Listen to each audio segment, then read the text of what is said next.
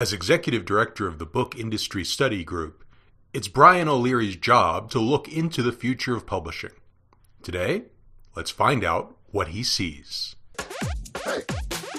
From the edges of publishing, it's Disruptor, celebrating the rebels, mavericks, and weirdos of the publishing industry and encouraging each of you to disrupt in your own way. Now here's your host, John Bard.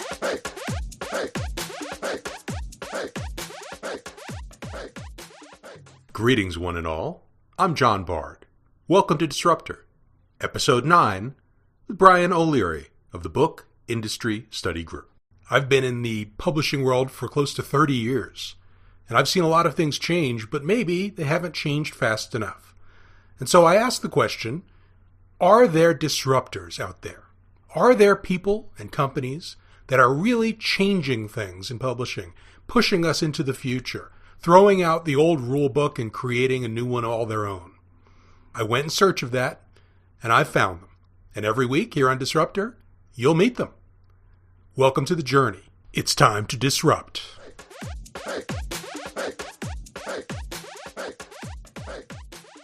Today's episode of Disruptor is brought to you by Writing Blueprints, the breakthrough step-by-step system for writers that creates truly great books.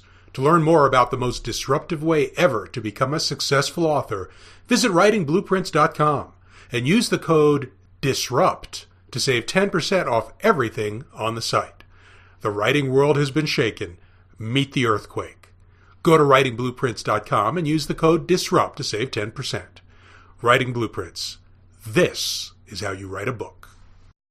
Brian O'Leary has spent more than 3 decades in publishing, always looking into the future. He's the co-editor of Book, A Futurist's Manifesto, the founder and principal of Magellan Media Consulting, and the executive director of the Book Industry Study Group. I chatted with Brian about what to expect in the years ahead in publishing. Well, welcome, Brian. Thank you for taking some time and joining us today on Disruptor. Thank you for having me. Yeah. So let's begin with the first question, the question I always ask at the top. We celebrate the rebels, mavericks, and weirdos of the publishing world. Which one of those 3 words best fits you? I'd be inclined to go with weirdo. It just seems like a natural moniker, but I think I'm probably more of a maverick. My interest in the business is to make it work better, and that requires, in a lot of the work that I've done, both as a consultant and more recently here at the Book Industry Study Group, to look at the industry in a new, different, or hopefully better light, maybe at a different angle. So, and hopefully take us away from what we always have done to something that helps us do what we want to do well, better. So in 2012, you co-edited a book called Futurist's Manifesto about the future of books. And of course, 6 years in the publishing world, or particularly the technological world, is like decades. So lots of change has changed since then.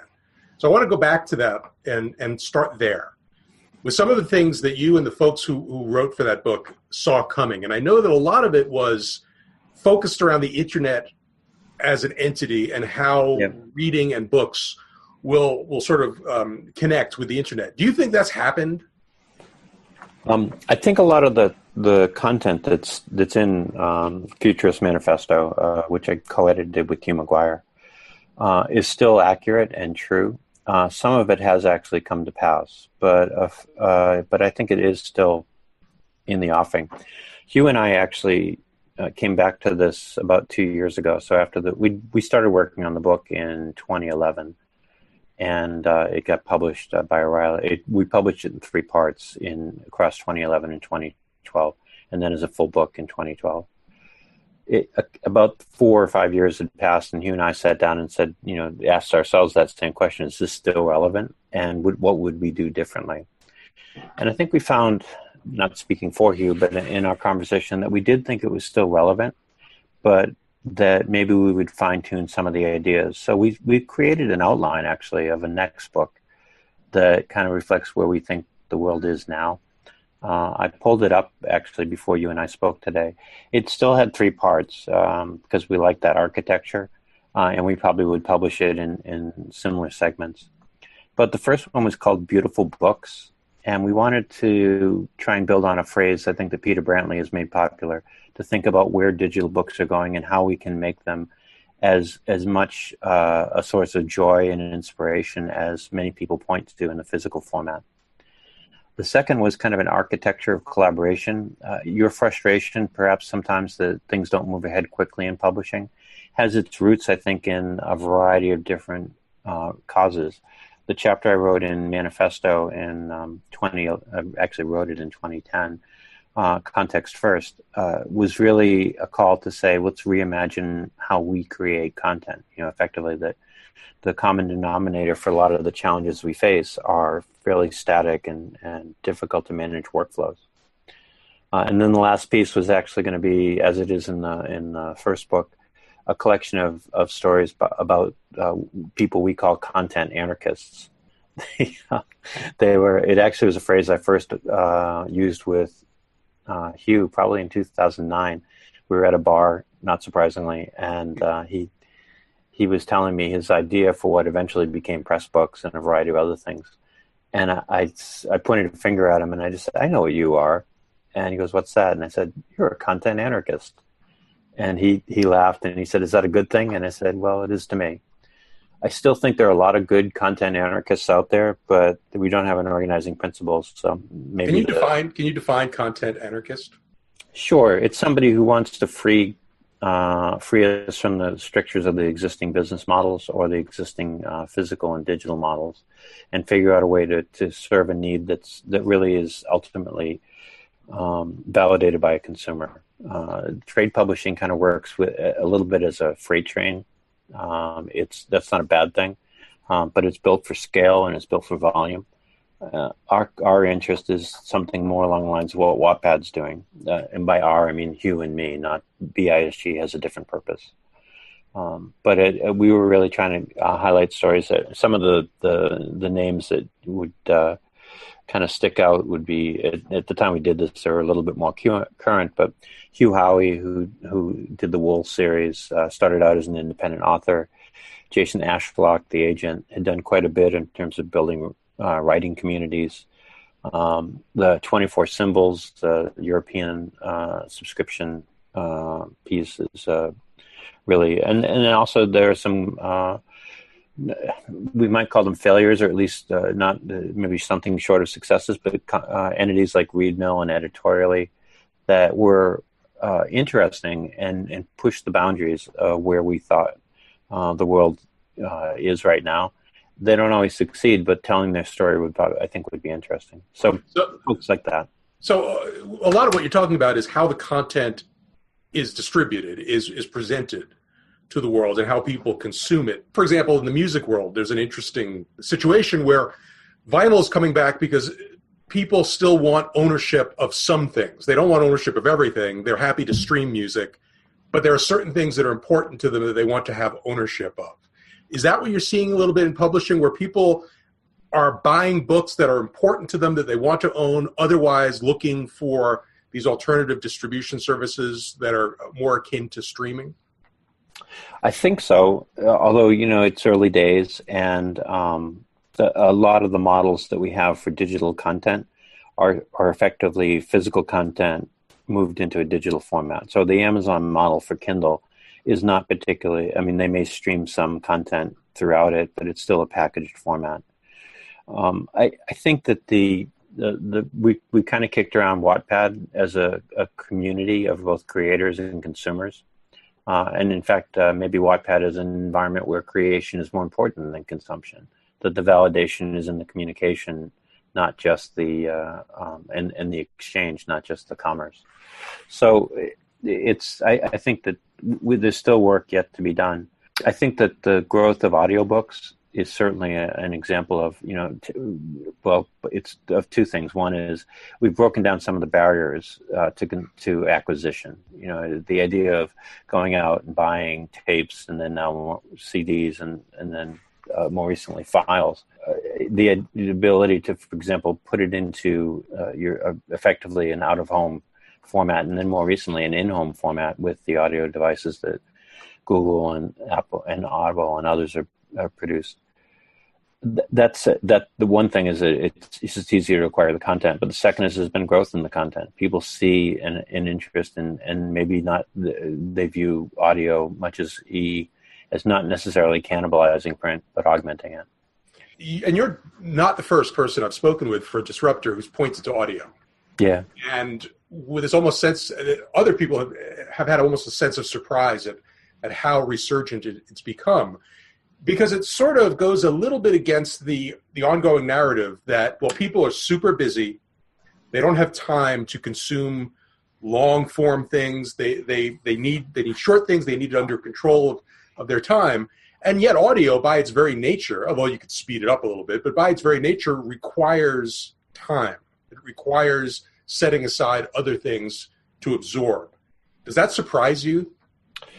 No, not as much as it might some, and I think that part of it is that there were a lot of barriers to making an audiobook work, and I think that streaming has helped reduce that, and it's also made the title access much greater, and But I think the thing is, Clay Shirky wrote about this with respect to television, that people were.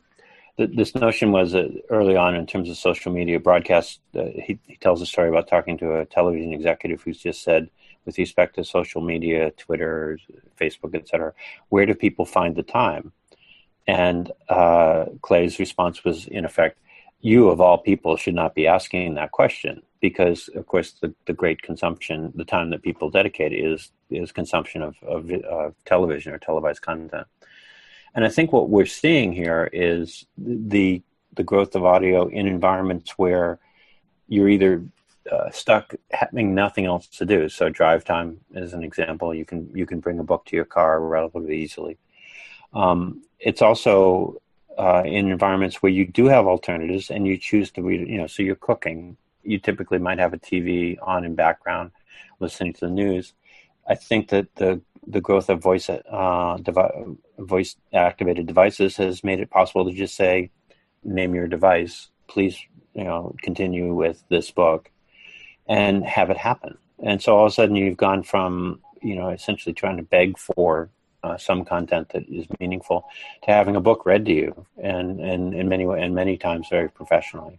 So, I think that's why I think it's the right next move for people who want to be informed. So much of what we've heard in general chatter about what's coming in the publishing world over the last, say, 6 or 7 years has been focused on the options available for creators, for writers, people putting it out there. But what you just described was the consumer-centric idea of providing something that fits into lifestyles of what people actually want. Do you think there's been a conflict between, well, you can do this, so you can disseminate your content this way, without thinking, do people really want to absorb your content that way?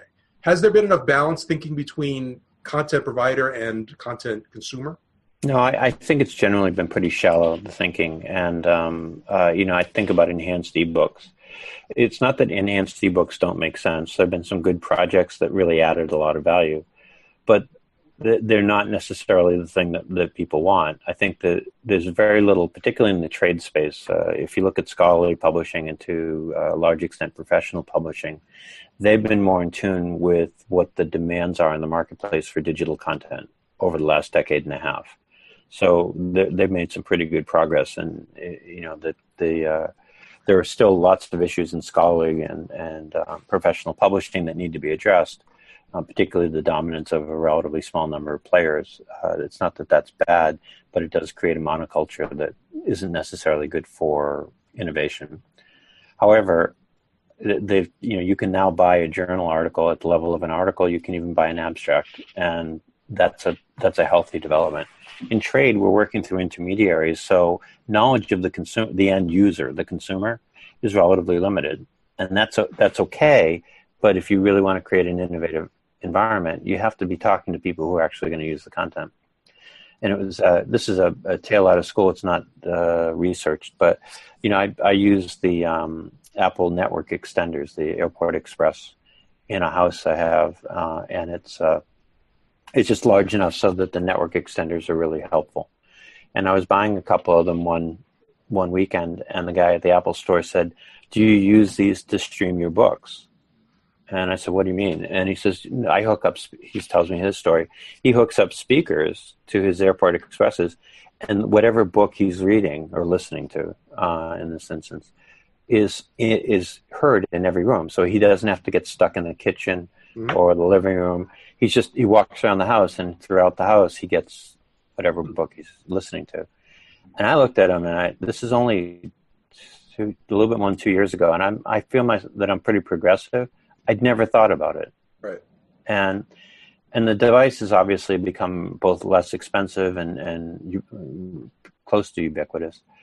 But it's that whole notion just blew my mind. And I was thinking, why didn't I think of this? This is so simple. And of course, it provides other benefits too. You get music in every room. You whatever entertainment you choose to broadcast audio, in terms of audio, is yours wherever you want it. And that's not something that typically we as book publishers and representatives and components of the book publishing community think about. But that's where people are going with it. And we haven't really been optimizing what we do for that. Think about how we segment audio files, which means that we actually had thought about segmenting audio files. It's, do we really understand how people want to consume the content? Do they want lots of files? Do they want one long continuous read? How do you index it, et cetera? Those are all great opportunities for us, and I think we'll get to them. So let's take a step way back now. For folks who are listening who are authors, who are writers, I don't even want to use the word content provider. Let's call them authors. Yeah, I like authors. That's right. Good.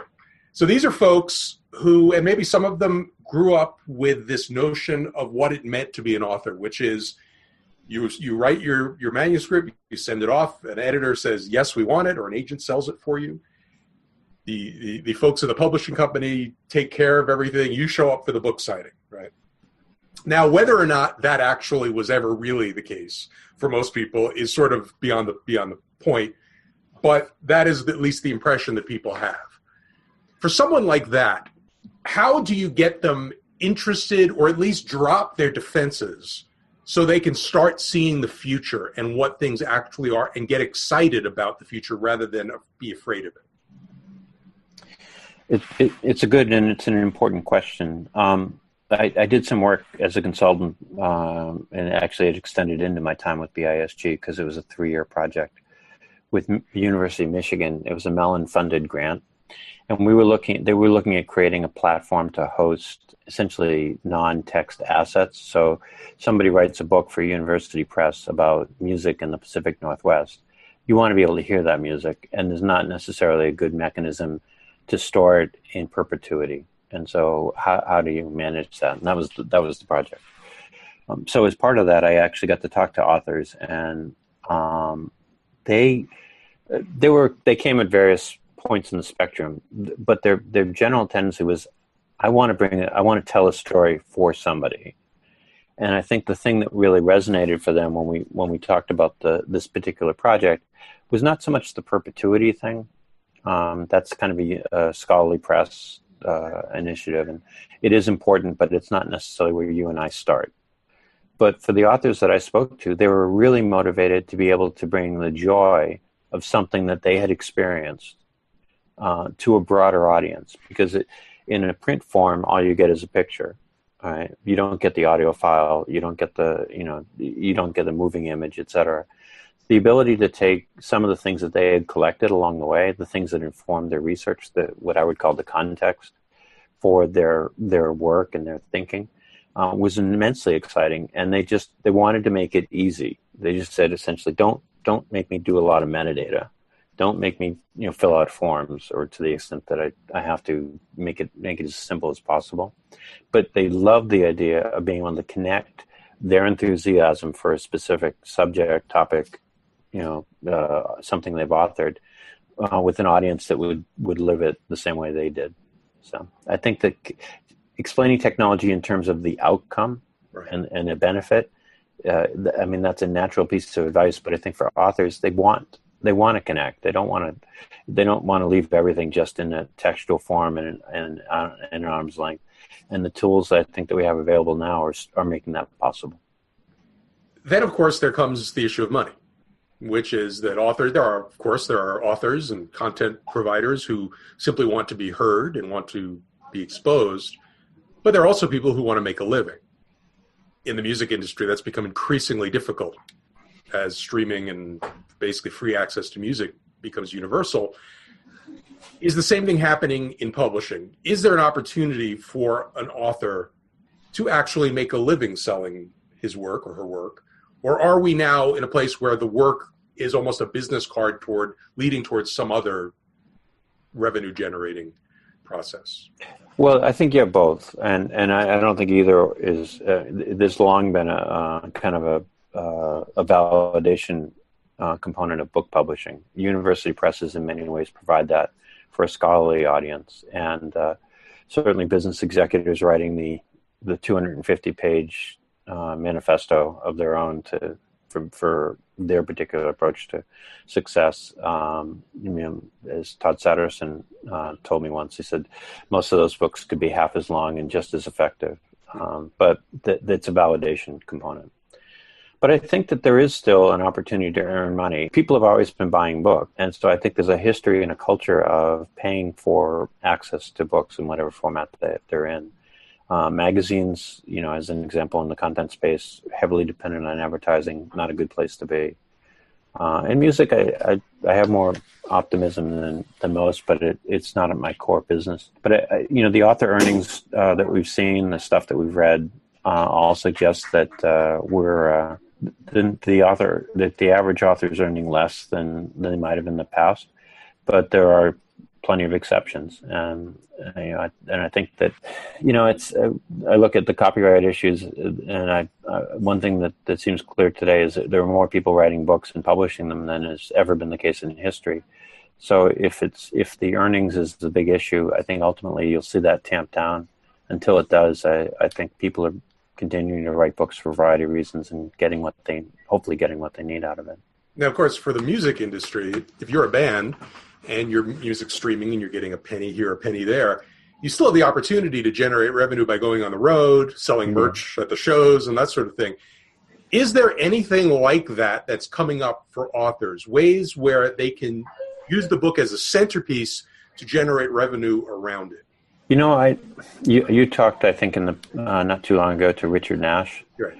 And I really liked his ideas about the cursor model, in effect, of that there's everything from giving away the book or giving away the ebook at $1 or $2 up to premium experiences, signed copies being an example, but also experiential events with the author and a variety of other things.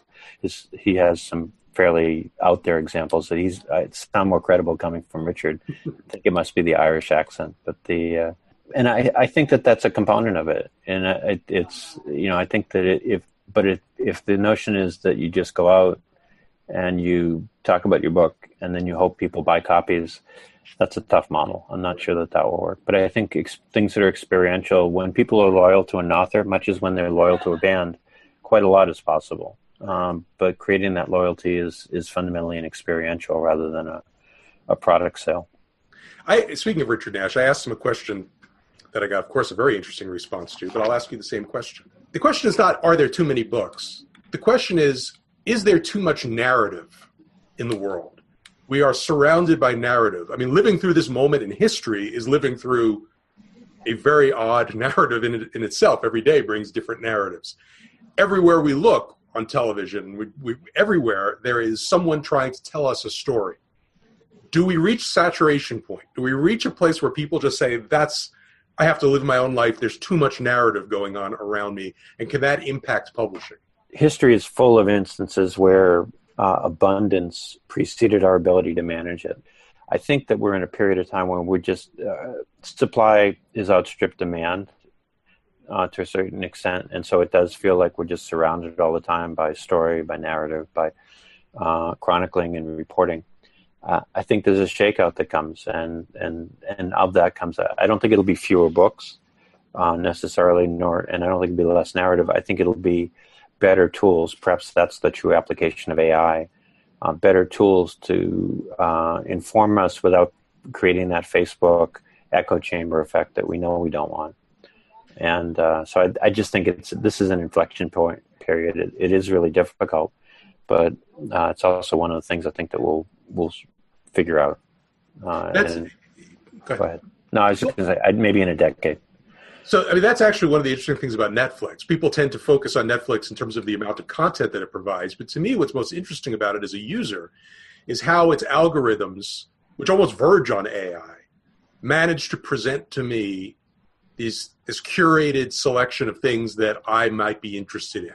I know that there's this massive catalog behind that wall that Netflix has, but it manages to do a reasonably good job of presenting to me the things that I might be interested in. So that level of curation, which doesn't really exist. I mean, there's Goodreads, but it doesn't really exist. And maybe that is the missing piece. Is that something that not a streaming model, but a true curation model to present books to readers?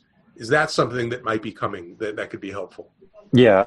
Well, first, I agree with your assessment that it's the Netflix skill set is the ability to anticipate what you want to watch in an effective way. And I think that we need that for books, for reading, and it still doesn't exist. I imagine, though I don't have any inside knowledge, that Amazon, acquisition of Goodreads a couple of years ago was with the hope that would teach them things that beyond people who bought X also bought Y. I'm not sure it's delivered on that, or perhaps that Amazon's always surprising us, so maybe they're about to unveil something just before you edited this. But it's I think that the world needs it, and it's there were more books than there are movies. They're cheaper to create and cheaper to consume, but it's also the case that makes abundance kind of the precursor to some sort of change in how we understand and get our arms around the catalog of options that are available to us. I'm going to ask you to predict, as the co-editor of the Futurist Manifesto, you and the folks who worked with you made some predictions back in 2012, and you updated it. Give me some predictions for the next few years of what you think people should really be on the lookout for in the publishing world. I think there'll be a greater focus on the consumer. The end consumer as a source of inspiration for format delivery. You think about it in terms of like the cell phone novels that kind of became the rage in Japan. The tools of creation have never been more widely democratized. It's anyone can create a book, anyone can create content.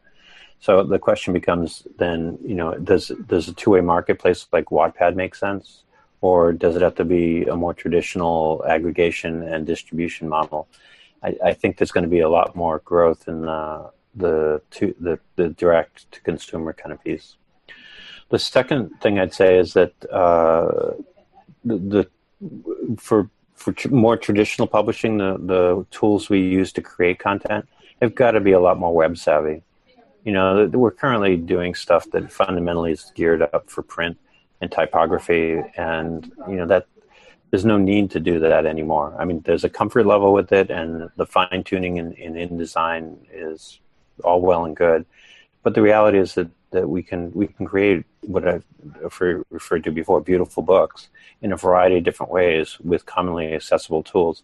The skill sets among the traditional publishing houses are evolving as we speak, but they're not quite there yet. But you see, people like Dave Kramer at Hachette working with the W3C and CSS, via Sigmund at Wiley, doing quite a bit in the area of accessibility and trying to plan content. Rachel Comerford, who's very active in our organization at Macmillan Learning, also thinking about what the next generation learner needs and how they're going to organize to deliver that content to them. So those are professional in education, but also in Hachette's case, trade applications. And I think that these are publishers that they're not just putting a toe in; they're very actively involved in these kinds of things. So I think you'll see more of that. And I'm hoping, if we're successful, that you also see a lot more reading. So that would be fun. What's your advice to someone who wants to disrupt the publishing industry? Don't start with BISG, I guess. I think it's consistent with what I was saying with respect to a trend. You look at either the need that's not met or the need that's met with something that's too great. So when you think about Blinkist as an example, they do summaries of books. Essentially, it's an AI type process to do a summary of a book. It's solving a problem that people do have, which is I really want to understand this concept. I don't have the time. And our traditional thing is, well, you got to read the book. And then you got to read the Cliff Notes. Well, now you can read. Now Blinkist is an option. That's kind of an overserved audience with a new tool. But there's also folks who just aren't served. And I think, there's something like, if you believe the Pew numbers, a quarter to a third of the U.S. population did not read a book last year. Mm-hmm. What's happening there? I mean, why aren't they doing that? What is it? What's the need? Because it's not that they can't learn or they don't want to learn or they don't want to engage. There's something happening. And I think that audience is truly underserved, and we could probably do something with them. So I would tend to look at those use cases. That's an interesting point. In the children's book world, people are constantly talking about reluctant readers. But you're right. The world is filled with reluctant readers, and very few people are really thinking about reaching them. They sort of write them off sometimes. But I find that an intriguing notion. Well, if you think about that quarter to a third that doesn't read a book at all, get them to read one book, and the size of the book market goes up by about a fifth, and that's a big deal. Final question for you: who's your favorite disruptor in history? The folks that we tend to go to content creators and really deep thinkers like Galileo, et cetera, and Copernicus. Given my maverick tendencies that we declared at the outset, I kind of go with Copernicus because he did create a revolution in how we think about the way the universe works. And I wouldn't mind, not at that scale, obviously, but reframing some of the ways that we think about publishing. So that's a pretty good inspiration. Cool. Well, thank you, Brian, for taking us very gently into the future a little bit today. I appreciate it. And again, for folks who want to learn more about you and about the organization, where can they do that? My Twitter handle is Brian O'Leary. That's not too hard to remember. And the organization, the Book Industry Study Group, is available at bisg.org. And it's not a bad information resource, and we keep working to make it a little bit better. Check the show notes, folks, for the links to all of that. And Brian, thank you so much for spending some time with us today. Great to be here. Today's episode of Disruptor was brought to you by Writing Blueprints, the breakthrough step-by-step system for writers that creates truly great books. To learn more about the most disruptive way ever to become a successful author, visit writingblueprints.com and use the code DISRUPT to save 10% off everything on the site. The writing world has been shaken. Meet the earthquake. Go to writingblueprints.com and use the code DISRUPT to save 10%. Writing Blueprints. This is how you write a book. For show notes and videos, go to disruptcast.online. And to start a disruption of your own, visit writingblueprints.com to discover the most innovative and coolest way ever to write a great book. We'll be back next week. Until then, go forth and disrupt.